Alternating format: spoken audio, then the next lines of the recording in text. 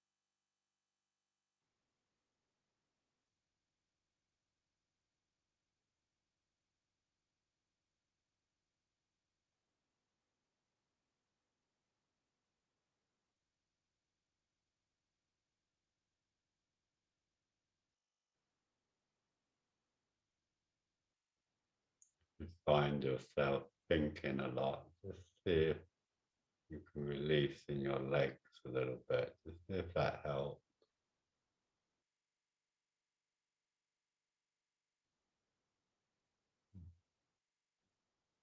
It'll come up from below to the heart,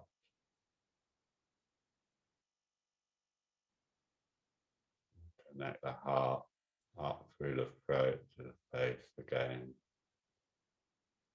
using your breath.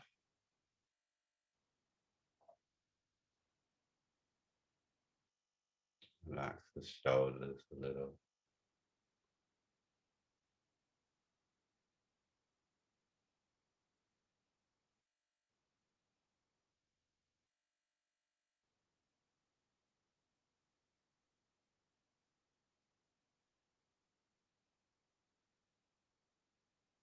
Jewel in the lotus, isn't it? Om Mani Padme Hum.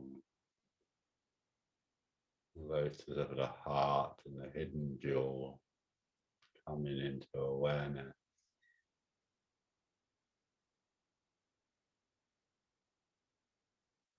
Opening the heart.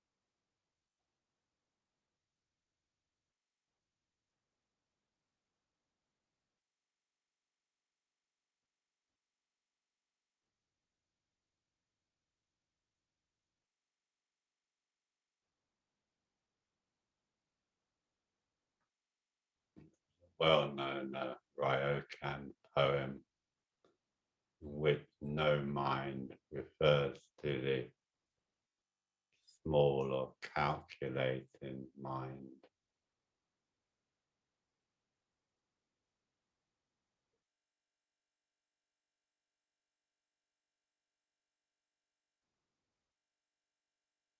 With no mind, the butterfly visits the flower. With no mind, the flower invites the butterfly. When the butterfly comes, the flower blooms. When the flower blooms, the butterfly comes. I know nobody. Nobody knows me. Not knowing one another, we effortlessly follow the way.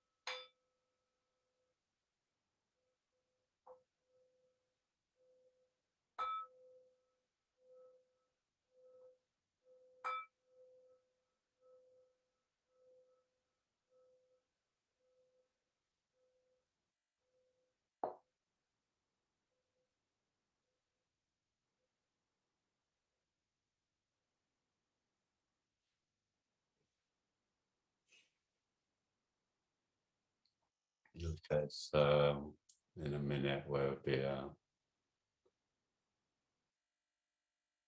transported to our little group, and so just a time for you to enjoy one another's company and to say anything that you want to say. So we'll have them for 20 minutes today. I'd say it seemed a bit short for some of you yesterday.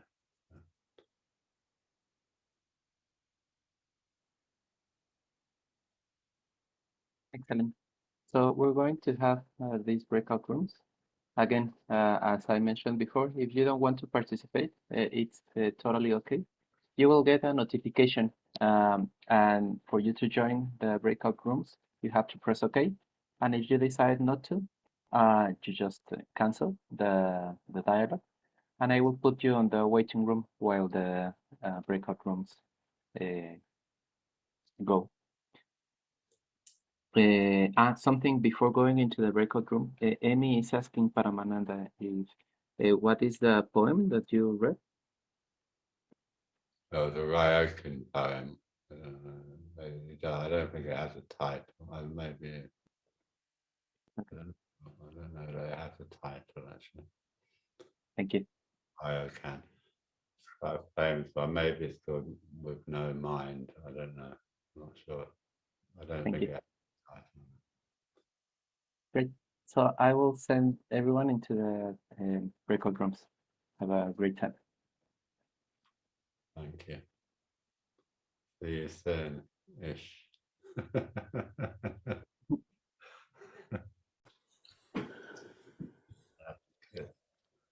The poem was perfect, Paramananda. Oh, good.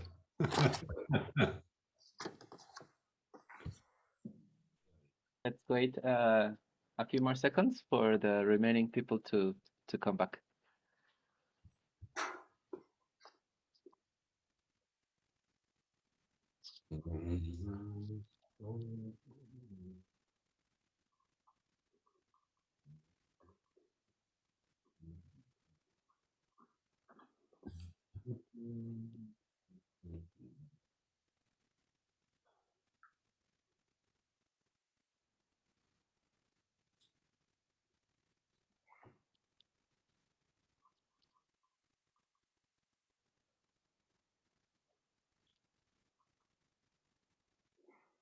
Excellent. So everyone is back. Paramananda. Okay, fine.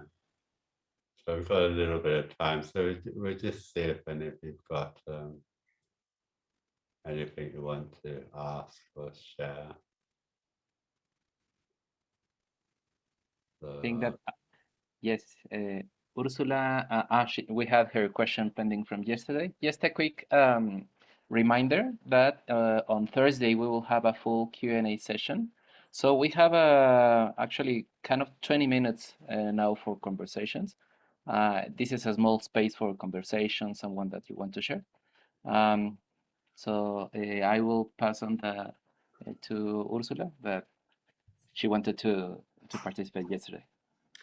Yeah, the question yesterday was answered. That was about the feelings in the back of the heart, and somebody else brought it up. So today I have a different question. I think it's my shamanic nature. You know, I keep getting animals and shamanic, what I call shamanic. You know, like today I grew these wings and I felt like an eagle, and then there was other animals coming in, dolphins and butterflies, and it's ended with a little juicy worm. And you know, I'm not rejecting them because they're not coming from my head. I just enjoyed it, and there was a gazelle, and I ran like the wind, and I don't know where she came from. So I was making a picture about it, and I just wanted to know, because I perceive you, I feel your approach, Paramananda, very shamanic, what I call shamanic, you know. So I just wonder how you handle images and all that kind of stuff, and I just wanted to pick your brain what you think about it. sounds lovely. I don't have anything as exciting as that happening. I feel quite jealous. You know. But I think you put your finger on it in what you said. You know, in at least in the mainly in the Islamic tradition, really, you've got this idea of the heart as himma, as a sort of, which means it kind of produces images from other dimensions, you know. I don't know how we want to take that, but I think the point is that if things arise spontaneously, and as you said yourself, it doesn't feel that they're coming from your head. It's something different. It's a bit more akin to what happens to us when we go to sleep and dream, yeah. The images seem to rise up independently. I think, yeah, just allow them to do what they want to do. You know, just try and resist the temptation of interpreting them or of trying to make them, you know, trying to become willful about them. But yes, yeah, you know, it's just a sort of gift, isn't it? The unconscious is offering you these, and no doubt they do have some significance, but within the actual experience, I wouldn't try and work out what they're about. I mean, obviously, afterwards, if you want to sort of ponder them, that's fine. Actually, within the meditative process, just let them be, really, let them have their own life in a way. So all those, and animals are deeply embedded in the human psyche. The first, certainly in Europe, I think the earliest sort of shrines they found are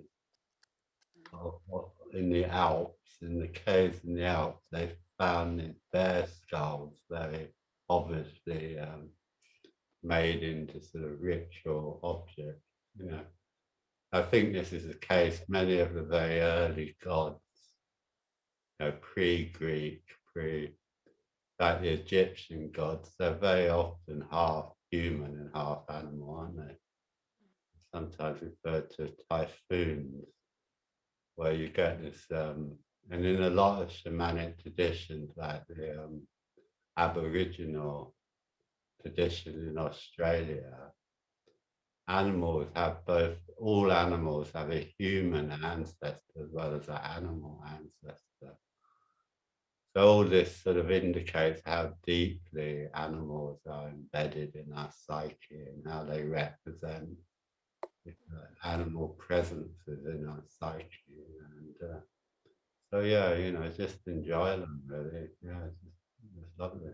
Yeah. Thank you. Then we have Mick. Yeah. Sorry if I mispronounce any name. Yeah, thank you, David.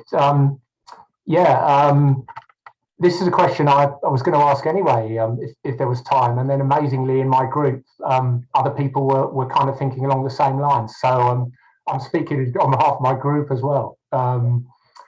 It's about the chanting Paramananda. We've already been enjoying kind of tuning into that, and we've been listening intently, trying to work out whether you've been chanting mantras or part of a mantra, and none of us have quite kind of worked it out. So would you like to say a bit about that? And in the drum, Oh yeah, I've been chanting. I'm sometimes just making the noises. Yeah, we enjoyed the noises as well. But yeah, the chanting I'm doing is a kind of very slowed down version of the Vajrasattva, the 100-syllable Vajrasattva mantra, which is basically a blessing, really. If you read the English translation of it, it's basically a sort of blessing. It's something like, Om Bonda Vajrasattva, with your Vajrasattva hood, stand beside me, accord me all perfections, make me glad, and things like this. It's basically a kind of blessing.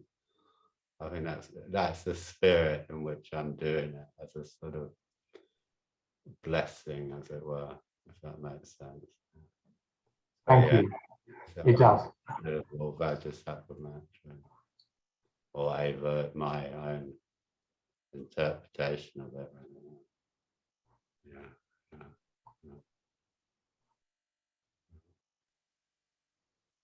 I think that next we have Miriam. Sorry, I didn't catch the name. My name is Miriam. Miriam, hello. I'm tuning in from Berlin. Oh, lovely city. I'm very fond of Berlin. Yeah. Sorry? I like Berlin a Oh, lot. yeah. Fantastic city, Berlin.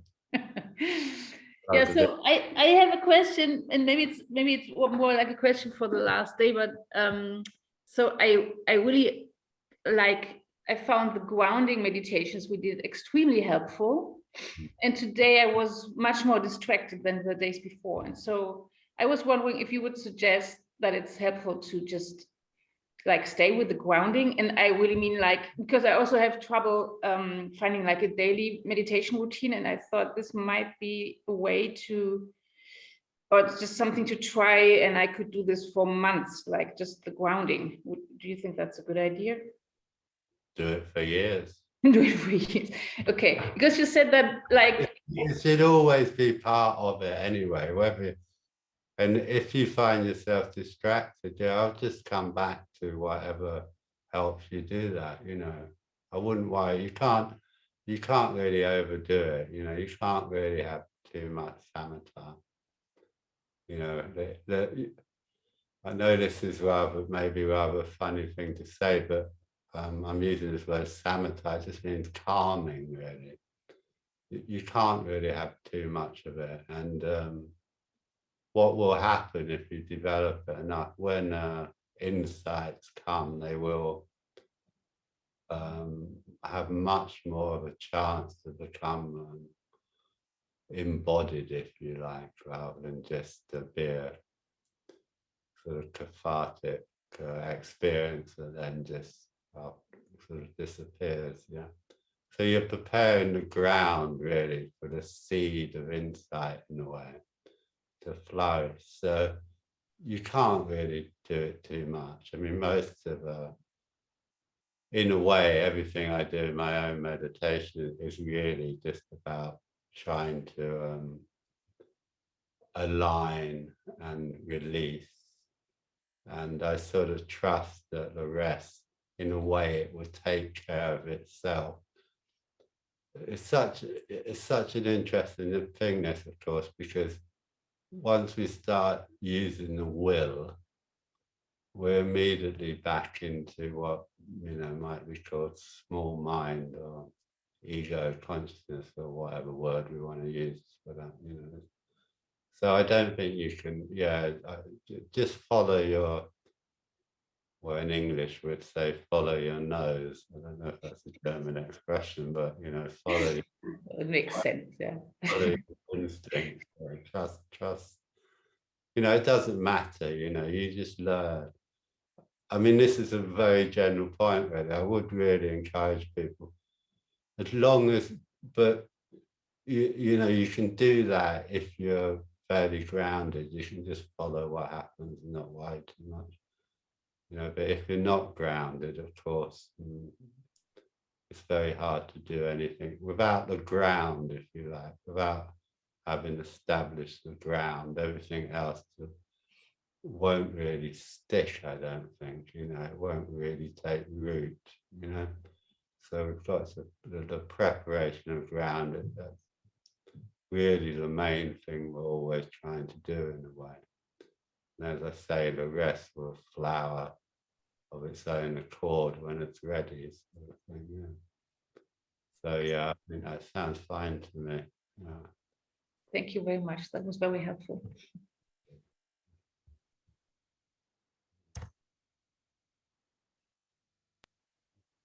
So Fran, seems that you want to participate, or you were clapping in a way. No, I think it was a hand up, or maybe I got the wrong symbol. Oh, no, that's fine. It was just another question which I've not really thought through hugely, but I find the balance between sort of, if I'm trying to relax into, because I have a sort of tendency to be striving too hard. So when I start to relax into meditation more, I struggle, because I then sort of seem to drift off a little bit, and it's not that I've gone to sleep or anything, but it's almost like I can drift into this pre-sleep sort of state where it was interesting to hear talking about images and them being okay to let them arise, because often it is sort of images. But then I sort of almost, have to sort of bring myself back a bit, because I'm worried that that's a sort of that will lead to sleep, or that's a sort of pre-sleep thing. So I suppose my question's about how do you sort of get that right balance of relaxing and allowing, but then not sort of drifting off into too far? Does it sound like what I'm doing is okay, or? Well, of course it's okay. It's just what's happening in a way, isn't it? But I think what saves us in a way is the posture. So this is why there's so much emphasis put on establishing the posture. So the form in this, I mean, there's different ways. There's obviously so many different ways we can talk about meditation, but the way I'm trying to encourage is that the form is given by the posture. So, you know, to start with, we set up the posture, and as long as you keep the alignment, you won't, you know, so the posture means that there's a certain, although we're trying to relax, we're trying to relax within the form given by the posture, which is an aligned, in a way, quite energetically dynamic way of sitting, you know. So you do want to watch that you don't collapse physically, but I think as long as you don't collapse physically, don't worry about it too much, you know. I wouldn't worry about it. This sort of what you're describing is, you know, sometimes referred to as a hypnagogic state, that state before we go to sleep. Yeah.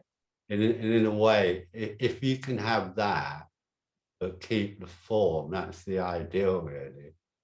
I remember years and years ago, I can't remember where it came from, there's an incredible bit of film. It was a black and white film filmed in a Tibetan monastery. And what happened, these monks were in their beds, yeah, asleep, and then the bell would go, and they would literally roll out of bed onto a mat and into their meditative postures, because they wanted to catch that sort of hypnagogic state, you know, which allows the unconscious to come up. You know, this is, but they do it within the discipline and form of the posture. So these two interact with each other. So we need to practice being able to sit in an open, alert way, but also to relax. So yeah, it's a little tricky, and sometimes, most of the time, we don't get it perfectly right. We don't, you know, as Leonard Cohen says, you know, forget your perfect offering. It doesn't have to be perfect. We're just doing the best we can, and I think don't lose that sort of slightly, what I'm referring to as a hypnagogic state, that sort of nearly dreamy sort of state. That's quite useful, actually, because what's coming up there is your unconscious, you know, and that's very useful for us, you know, because if we're just working with our conscious mind, it's very limited, actually. Oh, But thank does you. does that help? That's very reassuring. Thank you. Yeah. But do try and keep the posture down. If you notice that the posture sort of, this is a bit sink, you know, just crack the posture gently. But I'll just say this because it's a good opportunity to say it, and I probably would forget to say it otherwise. But whenever we crack the posture, try and do it quite slowly. So don't jerk back up into a kind of alertness. Just gradually, using the breath, just gradually come back into the alignment. You just get the difference, yeah? So we're not going from being slumped to being up in a sort of jerky sort of way. We're actually feeling into what does the collapsedness feel like in the body, and then very gently and maybe quite slowly, just crack, just very gently using the breath, just come back into a more a better alignment, yeah. But we do everything sort of carefully. We don't sort of suddenly realize, oh, I'm so, oh, and you know, we can get into that sometimes, don't we? We get into bolting back up, you know. But don't do it like that. Do it so gently, with a sense of sort of kindness to the whole thing. So, yeah. We have 4 more minutes, Paramananda, and Kamalabajri has another question. Okay, go ahead. Hi, Paramanda. I was interested in what you said about the throat chakra today, because for a long time, there's been quite a lot of energy locked up there. Mm. And I'm finding the general approach on this retreat really, really helpful. I think I've managed to contact it more than ever before. But I just wondered if you had any other anything else to say about, particularly about the working, you know, in that area. I don't know what to say really about the throat. I mean, I think it is important area, as I say, because it is this, you know, divide really between the heart and the head, and some things we have these expressions, don't we, in the English language, you know, where we swallow something from. I can't think of the others, but there's various. It's sort of embedded in the way we imagine the body, in a way. There's when something is held down, you know. And I think, you know, one of the good ways of working with throat, obviously, is through mantra chanting, you know, and just playing around with that and finding what kind of opens the throat. The other thing to be really careful about is not pulling. What happens with a lot of people, particularly when they chant, actually, so you want to be quite aware of this, really, that you don't pull the head back. Yeah, don't pull the head back. Because then you're constricting. We're talking about the throat, which really I should be talking about the whole neck. So you can constrict it at the back, just below the base of the skull. When we pull our heads back, we kind of constrict something there, you know. And that is also a kind of way of cutting off.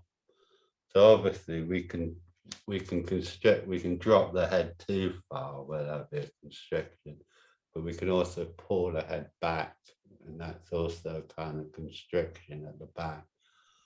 I mean, other than that, I would if you feel there's some, I mean, this goes for any area of the body really. Just you can also just to be a little bit playful with, you know, if you bring the attention into that area of the body, just see what it offers you. You know, you might find an image or thoughts or something coming along. There's something. Just be a bit playful with it. You know, and see if it. I quite like this idea that the body offers us stuff. You know, when we attend to the body, it releases to the psyche of what we might call loosely, you know, the unconscious or the repressed, you know. And so just be interested in what comes up around that. You know, what does it mean when it's, I mean, it's I mean, men in particular, I mean, I know you're not a man, but, you know, men in particular, within our culture, there's a tradition of symbolically constricting the throat, isn't there? With ties, you know, we put a tie around, particularly when we want to be serious, you know, when we want to be rational, you know, the rational man. And he's rational because he's got this nice tourniquet around his throat, and so he's not connected to the heart, you know.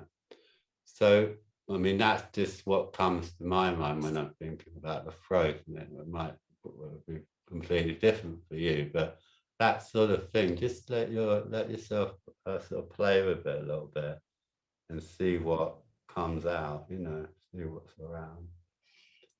But, yeah. Thank you. I do wear a lot of scarves, so I could experiment with that. That's interesting, isn't it? In a way. I mean, maybe not, but you know, things like that's quite interesting, really. I think. Yeah. Do you suffer from sore throats much? Or? Not these days. I used to do. Not these days. Yeah.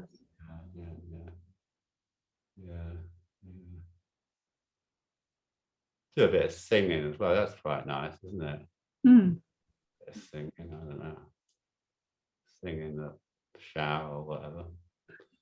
I was singing around you. Yeah. I don't know. Depends on your circumstances, you know. Yeah, yeah. No, singing would be good. Thank you. And then experiment with different mantras, because different mantras very much vibrate different parts of the body. And obviously it kind of depends slightly how you're doing them, but you will find that I'm trying to think, there must be who's a sweet, is it Manjagosha, isn't it? Manjushri he's the one that's known as a sweet voiced one, isn't it? Mm. Was that right? Yeah. Yeah, we might try it. That's a nice mantra, actually. That's a very nice mantra, comfortable, nice. Might open the throat quite a lot. Because he's associated with the arts, isn't it? And communication. Yeah. Stuff. So, you know, that might be worth thinking about. Mm. Yeah, Manjagosha, Manjushri. Yeah. Okay, I think we're probably at the end, yeah. Very nice to be with you this afternoon, and look forward to seeing you tomorrow morning.